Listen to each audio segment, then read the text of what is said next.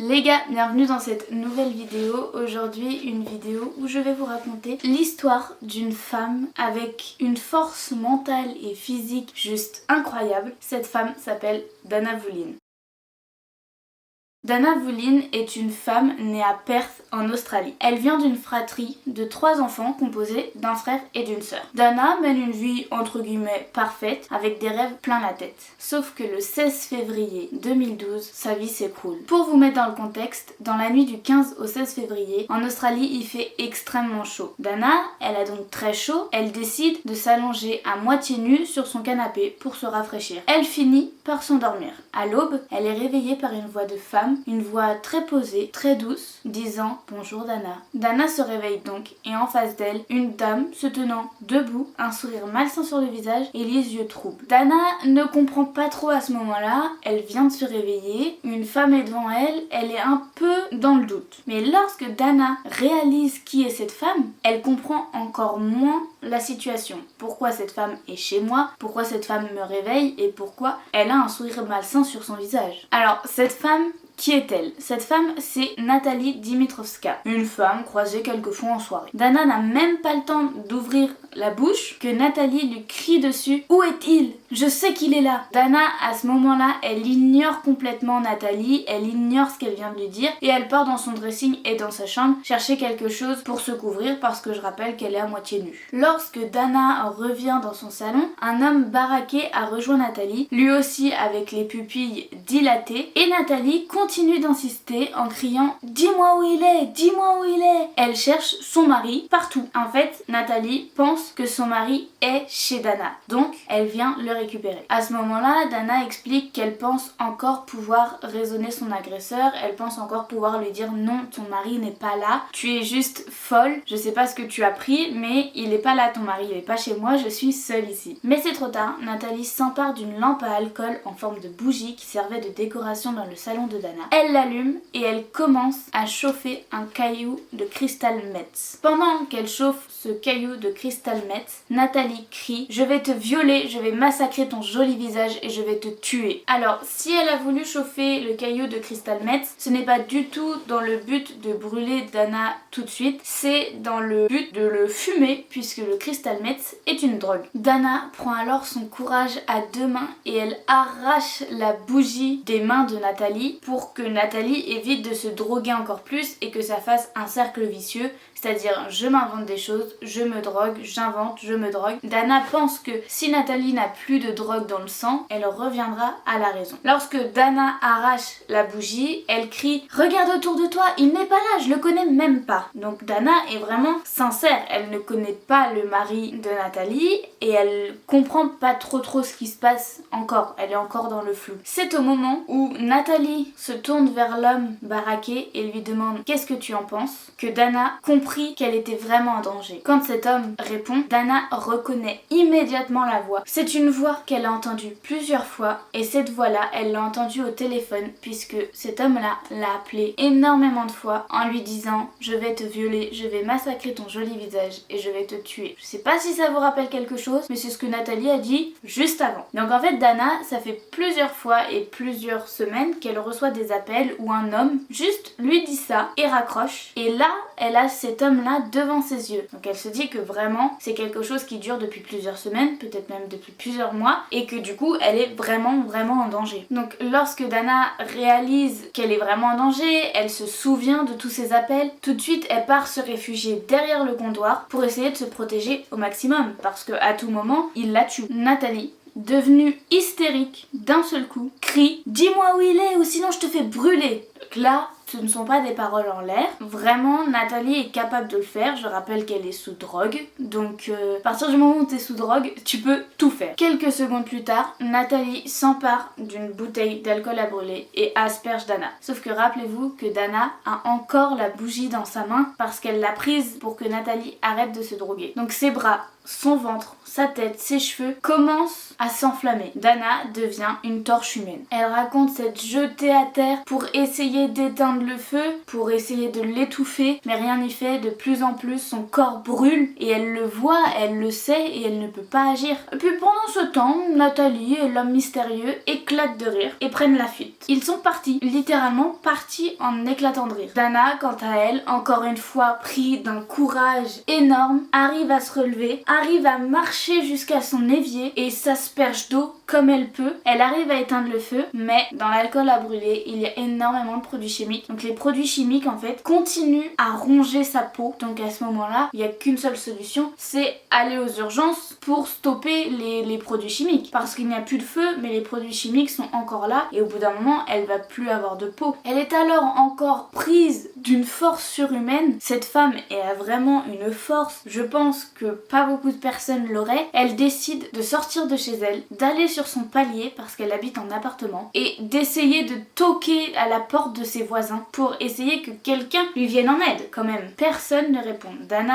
a beau essayer de tout faire, personne ne répond. Par chance, un voisin à elle arrive et décide de l'aider, qui ne l'aiderait pas, et il l'aide notamment à s'accroupir sous la douche pour vraiment prendre une grosse douche et enlever le maximum de produits chimiques qu'il y a sur son corps. Malheureusement, Dana, quand elle prend cette douche, elle voit des morceaux de peau, des morceaux de chair, en fait, s'enlever d'elle parce que ils sont morts, je pense. Je sais pas si ça se dit comme ça, mais ouais, un peu morts, et du coup, ça doit être une scène horrible pour le voisin et surtout pour Dana. Le voisin également appelle les pompiers. Les pompiers arrivent enfin. Dana est mise sur une civière et transportée dans l'ambulance. C'est à ce moment-là qu'elle apprend qu'elle est brûlée sur 64% de la surface de son corps au 3e degré. Autant vous dire que c'est énorme. Et petite précision, elle est bien brûlée au 3e degré sur les 64%. Il n'y en a pas 20 où c'est le 2e ou 1er degré. C'est partout. La grande brûlée souffrait tellement qu'elle se souvient avoir dit aux ambulanciers « S'il vous plaît, tuez-moi ». Tout a démarré le 26 janvier 2011, soit environ un an avant le drame. Lors de l'Australia Day, donc la fête nationale australienne, Dana, dans un bar, fait la connaissance d'Edin Andanovic. Dana raconte qu'ils ont bien rigolé, ils ont plaisanté, ils ont parlé ensemble, ils se sont très bien entendus. Mais à ce moment-là, Dana était loin de s'imaginer que la femme d'Edin, qui les observait au loin, crevait de jalousie. Elle était vraiment jalouse à 100%. Après cette soirée, Dana est rentrée chez elle. Il n'y a rien eu en plus, il n'y a rien eu entre les deux, elle s'est juste fait un ami le temps d'une soirée, elle est rentrée chez elle, la soirée était parfaite. Malheureusement, mauvais timing, quelques temps après, Edin quitte Nathalie. Il quitte sa femme. Rappelez-vous que Nathalie, la femme d'Edin, elle était à la soirée. Elle a vu Dana, elle a vu son mari et Dana parler ensemble. Et tout de suite, ça fait qu'un tour dans sa tête. Si Edin m'a quitté, c'est pour cette grande et jolie blonde. Alors que c'est faux, mais Nathalie, elle s'imagine ce scénario. À cause de cette psychose, on va dire, Nathalie, elle fait vraiment une obsession sur Dana. Elle est obsédée par Dana. Elle pense Dana, elle mange Dana, elle fait tout Dana. C'est alors que Nathalie et le type costaud, un certain Daniel Stone, enjambent le balcon de Dana et pénètrent dans son appartement. Ils sont tous les deux drogués au crystal meth et la suite, vous la connaissez, c'est ce que j'ai raconté avant, et ils ont du coup brûlé Dana. 8 jours après le drame, soit le 24 février 2012, Dana est plongée dans le coma et elle survit grâce aux assistances respiratoires. C'est à ce moment-là que les policiers arrêtent Nathalie. Elle se trouve à l'aéroport de Perth, les cheveux décolorés en blond pour un seul but, ne pas être reconnue. Dans sa poche, les policiers découvrent un aller simple pour la Macédoine, là où elle a de la famille. Donc Nathalie veut clairement fuir le pays, fuir ses responsabilités, fuir ce qu'elle a fait. Heureusement, ils arrivent à l'arrêter à temps. Le procès de Nathalie Dimitrovska a eu lieu en juillet 2013, soit environ 18 mois après le drame, 1 an et demi. Arrivée au tribunal, Dana raconte qu'elle se sent morte de peur, ce qui peut se comprendre, même si qui est très compréhensible. Elle a en face d'elle les 2 personnes qui ont voulu la tuer, donc c'est normal. Quant à Nathalie, elle fond en larmes lorsque des photos de Dana brûlées sont diffusées au tribunal. Elle avoue au procès avoir fui par lâcheté, mais par contre elle nie qu'elle a éclaté de rire au moment où Dana se transformait en torche humaine. A l'inverse, l'avocat de Nathalie Dimitrowska accuse Dana d'avoir attaqué sa cliente en première en lui pulvérisant un spray au poivre dans les yeux. L'avocat raconte qu'à ce moment-là, Nathalie aurait voulu se défendre, aurait pris la première chose qu'elle avait sous la main sans savoir que c'était un produit hautement inflammable. Dana, elle, raconte que en allant au tribunal, c'était sa 2e plus grande peur, que l'avocat de Nathalie arrive à retourner la situation contre Dana en disant que c'est elle qui avait commencé et que c'était de sa faute à elle, alors que c'est clairement elle la victime. Elle dit, je cite, « Cela faisait partie de mes craintes en venant à l'audience que l'avocat de la défense me salisse et fasse de moi la victime une coupable. » Les jurés ont finalement décidé de condamner Dana à une peine de 17 ans de prison, alors que Dana vivra toute sa vie avec les marques de cette nuit horrible qu'elle a dû vivre. Dana est restée 1 an et demi allongée dans un lit d'hôpital, recouverte de pansements, les coudes bloqués dans des attelles, les bras écartelés, une minerve autour du cou, un tube dans la bouche, branchée à un tas de machines. Donc vraiment, pendant 1 an et demi, elle survivait. Dans son cauchemar qu'elle endure, Dana a un rêve qui la tient en vie, qui la maintient en vie, c'est de retrouver son apparence d'avant. Alors les médecins lui cassent un petit peu son rêve en lui affirmant qu'elle ne pourra jamais retrouver le visage de l'ancienne Dana parce qu'il est trop brûlé et parce que c'est impossible. Mais Dana se bat et subit des dizaines et des dizaines de greffes. Par exemple, la peau de la poitrine de Dana a été changée entièrement 3 fois. Après 1 an et demi à l'hôpital allongée, Dana peut enfin rentrer chez elle, mais le calvaire il s'arrête pas là. Dana doit supporter 24 heures sur 24 un masque, un costume de compression. Le masque et le costume de compression, elle devra les porter 2 ans et demi, donc ça veut dire qu'elle est restée 1 an et demi à l'hôpital, puis 2 ans et demi avec un masque et costume de compression, donc ça fait vraiment 3-4 ans de calvaire. Comme je l'ai dit beaucoup de fois avant, Dana, c'est une femme qui se bat. Elle aime se battre et elle veut se battre. Donc, le 4 octobre 2014, Dana apparaît sur le podium d'un défilé de mode à Perth. Elle est vêtue d'une longue robe noire fendue sur le côté et sans costume et sans masque de compression. Dans la foulée, elle se dit « Allez go, je vais participer à une émission ». Elle a repris sa vie en main, elle est heureuse comme ça, elle a réussi à s'accepter avec son histoire et à s'accepter comme elle est. Malheureusement pour elle, un autre drame arrive. Elle découvre qu'elle a un cancer de l'utérus. Alors ne vous inquiétez pas, elle arrive à guérir ce cancer et elle est sortie d'affaires. Aujourd'hui, Dana est une conférencière motivante. Elle parcourt le monde pour raconter son histoire et sa survie. En 2019, Dana a repris ses études de